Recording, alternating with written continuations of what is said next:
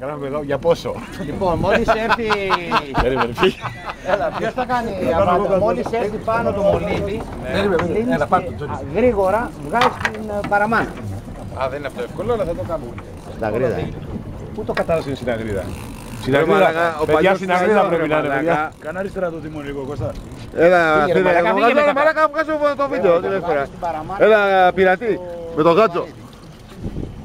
Όπα, πα, μπλεχτήκαμε. Στην αγρίδα πρέπει να είναι. Στην αγρίδα πρέπει να είναι. Μόλις στην αγρίδα τη βλέπω. Είναι κεφάλια γι' αυτό. Κοίτα εδώ. Ή μαγιάτικο. Μαγιάτικο. Παιδιά, στην αγρίδα Μαγιάτικο είναι γατόψα. Αν είναι μαγιάτικο, πάμε στην πέρα. Και εξήγησε με αυτό τι θα κάνεις εσύ, ξέρεις. Την μπάρκα που πάει, ξέρουμε. Ναι, αριστερά, βαθιά μου πες. Το είδες το μολύβι. Όχι. Έλα ρε την παραμάνα. Κλείς την παραμάνα. Γρήγορα. Γρήγορα. Γρήγορα. Αλλά δεν ξέρω πώς ανοίγει. Άστο τον πάρω με το χέρι όλο. Το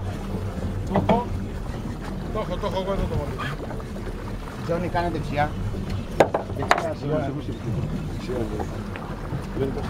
Τζόνι, πρόσχε, έχεις πάρει το... Κάνε μία δεξιά. Έκανα δεξιά πάνω. Τζόνι, πρόσχε. Το όχι στον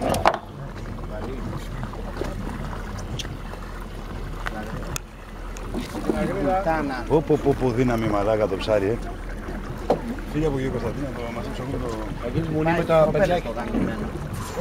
Πω, μαλάκα. Ω, Ωχ μαλάκα. ρε μαλάκα. Άστη με τα δύο χέρια. Όπο. Άστο Τζόνι. Όπο. Είδες με το ζωντανό. Με το ζωντανό εδώ. Πρόσεχε γιατί είχα αγκίστρια μέσα. Έχει πολλά εγκύστρια. Κοίταξε πώς δούλεψε.